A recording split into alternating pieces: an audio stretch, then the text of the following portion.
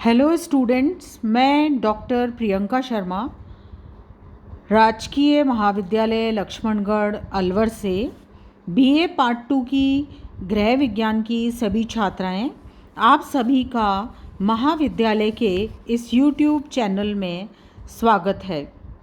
हम इस समय पढ़ रहे हैं पेपर 2, जिसमें हमने पढ़ना शुरू किया था वस्त्र की परिसज्जा।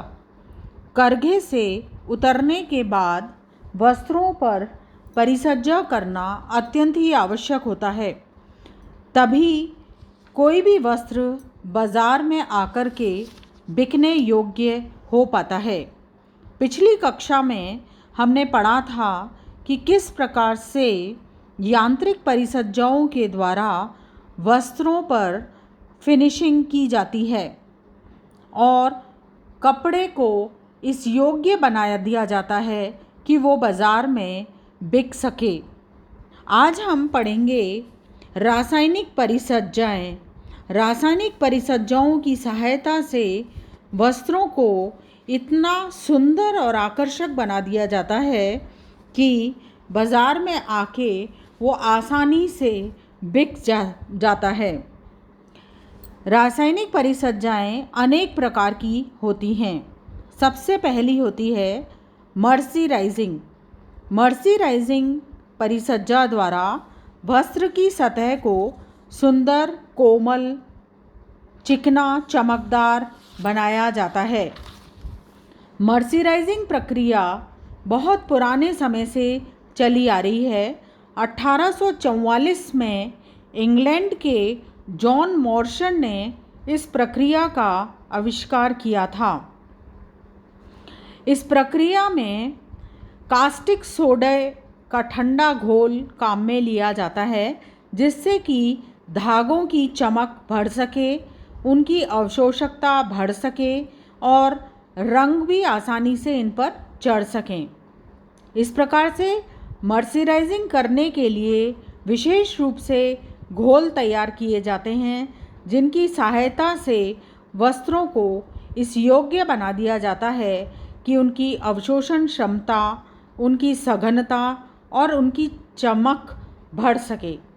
दूसरी परिसज्जा है सिलवट रोधी परिसज्जा। बच्चों, जैसा कि तुमको नाम से ही पता चल रहा है कि कपड़ों में इस प्रकार की परिसज्जा दी जाती है, जिसके कारण कपड़े जल्दी से उनमें किसी तरह की सलवटें न पड़ें, जल्दी से वो क्रश नहीं हो जाएं। उन पर यदि एक बार प्रेस कर दी जाए तो दोबारा उनको बार बार प्रेस करने की या उनके रखरखाव की आवश्यकता नहीं पड़े, क्योंकि हम सबको पता है कि इस समय आजकल का जो जीवन है वो बहुत ही भागा दौड़ी का जीवन है। कपड़ों को बार बार धोना, उनको स्टार्च करना, प्रेस करना, रखरखाव करना एक कठिन कार्य हो गया है। ऐसे में वो ही कपड़े अधिक पसंद किए जाते हैं जिनको कि बार बार प्रेस करने की आवश्यकता न पड़े। इसके लिए सिलवट रोधी परिसज्जा कपड़ों पर करी जाती है। इसके लिए विनाइल, मेलामाइन और गोंद के मिश्रण काम में लिए जाते हैं। इसके अलावा यूरिया, फॉर्मेल्डिहाइड और गहरे रंग के वस्त्रों के लिए फिनॉल फॉर्मेल्डिहाइड काम में लिया जाता है। इससे कपड़ों में प्रत्यास्था और लचीलापन आ जाता है, जिसके कारण बार बार उन पर प्रेस करने की आवश्यकता नहीं पड़ती है। तीसरा परिसज्जा है जल अभेद्य परिसज्जा। स्टूडेंट्स, जैसा कि तुमको नाम से ही पता चलता है कि वस्त्र में जल प्रवेश न करे। जल अभेद्य का अर्थ होता है वस्त्र में जल प्रवेश न करे। ये परिसज्जा कहलाती है जल अभेद्य परिसज्जा। जैसा तुम जानते हो, बरसात के दिनों में छतरी, त्रिपाल, बरसाती ये सभी तब इसलिए काम में लिए जाते हैं कि हम बरसात में भीगे नहीं।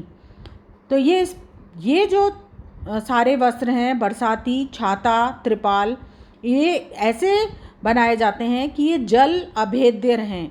इनकी सतह पर प्लास्टिक या रबर की रासायनिक रेजिन की एक परत लगा दी जाती है, जिससे कि वस्त्रों के सभी छिद्र बंद हो जाते हैं और उन पर एक प्लास्टिक की फिल्म चढ़ा दी जाती है, जिससे वस्त्र पर से पानी फिसलकर नीचे गिर जाता है। चौथा परिसज्जा है अग्नि अभेद्य परिसज्जा। बच्चों, जैसा कि तुमने देखा होगा कि अग्निशमन में कार्य करने वाले जो कर्मचारी हैं वो इस प्रकार के कपड़े काम में लेते हैं जब किसी आग को बुझाने के लिए वो जाते हैं कि उनके स्वयं के कपड़ों में आग नहीं लगे। इसके लिए उनके कपड़ों में अग्नि अभेद्य परिसज्जा दी जाती है और रासायनिक पदार्थों द्वारा वस्त्र पर लेप किया जाता है, जिससे कि वस्त्र के सभी छिद्र बंद हो जाते हैं और कपड़ों को इस प्रकार तैयार किया जाता है कि उनके कपड़ों में आग नहीं लगती है।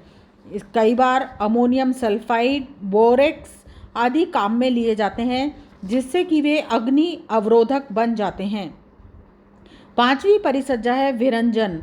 विरंजन प्रक्रिया के द्वारा कपड़ों पर से तेल, ग्रीस आदि के दाग धब्बे हटा दिए जाते हैं। कपड़े सफ़ेद, सुंदर और आकर्षक बन जाते हैं। उसके लिए विरंजक, ऑक्सीकारक विरंजक या अवकारक विरंजक पदार्थ काम में लिए जाते हैं, जैसे हाइड्रोजन परऑक्साइड है, सोडियम हाइपोक्लोराइट है ये। उसके बाद में आता है कीट रोधी परिसज्जा। कीट रोधी परिसज्जा, जैसा कि तुम्हें नाम से ही पता चलता है, इस प्रकार की परिसज्जा वस्त्र पर दी जाती है कि कपड़ों में जल्दी से कीड़े आदि उनको उस पर आक्रमण न करें। खास तौर पे ऊनी और रेशमी जो वस्त्र हैं उन पर कीड़े लगने का डर रहता है, तो इन कपड़ों पर इस प्रकार की परिसज्जा दी जाती है जो कि कीट रोधी परिसज्जा होती है। इन पर कुछ रसायन जैसे सिलिको फ्लोराइड, फ्लोरीन के यौगिक सतह पर लगा दिए जाते हैं, जिससे कि कपड़ों पर कीड़े नहीं लगते हैं। इसके अलावा तुमने देखा ही होगा, हम अपने घरों में नेफ्थलीन, डीडीटी रसायन या नीम की पत्तियां आदि भी कीड़ों को भगाने के लिए काम में लेते हैं। उसके बाद में होता है फफूंदी अवरोधक परिसज्जा। फफूंदी अवरोधक परिसज्जा द्वारा हम वस्त्रों को फफूंद से बचाते हैं। इसके लिए magnesium chloride, calcium chloride, zinc chloride आदि की कपड़ों पर प्रक्रिया कराई जाती है, जिससे कि कपड़ों पर फफूंदी न लग सके। वज़न बढ़ाना। सिल्क के रेशे प्राकृतिक रूप से बहुत ही हल्के होते हैं। इन पर वज़न बढ़ाने के लिए धात्विक लवणों का प्रयोग किया जाता है, जिससे कि इनका वज़न बढ़ सके। फिर है स्थिर विद्युत अवरोधक। स्थिर विद्युत अवरोधक के कारण वस्त्र शरीर से चिपक जाते हैं। वस्त्र को उतारते समय उनमें एक चमक सी या एक कट की आवाज़ होती है, अतः ऐसे वस्त्र गर्मी के मौसम के अनुकूल नहीं रहते हैं। इस दोष से बचने के लिए इन कृत्रिम रेशों को कुछ स्थिर विद्युत विरोधी रसायनों का प्रयोग करके इनके इस दोष को दूर किया जाता है। फिर है अवशोषण क्षमता परिसज्जा, जैसे तौलिया, नैपकिन। बच्चों के कपड़ों में अवशोषण क्षमता अधिक होने की आवश्यकता होती है। इसके लिए इनको अमोनियम के कुछ यौगिकों से प्रतिक्रिया कराई जाती है, जिसके कारण इन वस्त्रों की अवशोषण क्षमता बढ़ सके। फिर है मिट्टी और दाग धब्बों के प्रति अवरोधकता। मिट्टी और दाग धब्बों के प्रति अवरोधकता पैदा करने के लिए जैसे स्कॉच गार्ड परिसज्जा द्वारा धूल, मिट्टी वस्त्र पर नहीं चिपकते हैं। इस तरह की परिसज्जाएं वस्त्रों पर की जाती हैं। एंटीसेप्टिक परिसज्जा, ज़्यादातर जैसे चिकित्सा में काम आने वाली पट्टियाँ और वस्त्र एंटीसेप्टिक गुणों से परिपूर्ण होने चाहिए, उसके लिए ये परिसज्जा काम में ली जाती है। एंटी स्नैग परिसज्जा, आजकल निटिंग से बने हुए वस्त्रों में इस प्रकार की परिसज्जा की जाती है, जिसमें कि अलग अलग प्रकार की उसमें लेस दे करके इनको सुंदर बनाया जाता है और वस्त्र को आसानी से, जिससे कि उधड़े नहीं, ये काम में परिसज्जा ली जाती है। बैक्टीरिया अवरोधक परिसज्जा, इस परिसज्जा के द्वारा कपड़ों को बैक्टीरिया से बचाया जाता है, जिसके कारण कपड़ों में बैक्टीरिया नहीं लगे।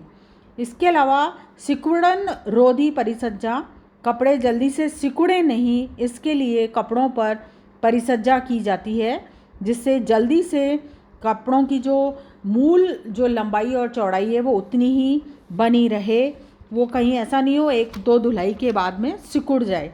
फिर होता है एक स्थायी प्रेस, जिसमें कि परमानेंट प्रेस कहते हैं कि कपड़ों के अंदर जो क्रीज़ है वो वैसे के वैसे ही बनी रहे, हमेशा कपड़ा ताज़ा और नया बना रहे, उसके लिए ये इस प्रकार की परिसज्जाएं दी जाती हैं। तो इस प्रकार से कपड़ों के अंदर रासायनिक परिसज्जाएं देकर के वस्त्रों को इस योग्य बना दिया जाता है कि वस्त्र आसानी से बाज़ार में बिक सके। धन्यवाद।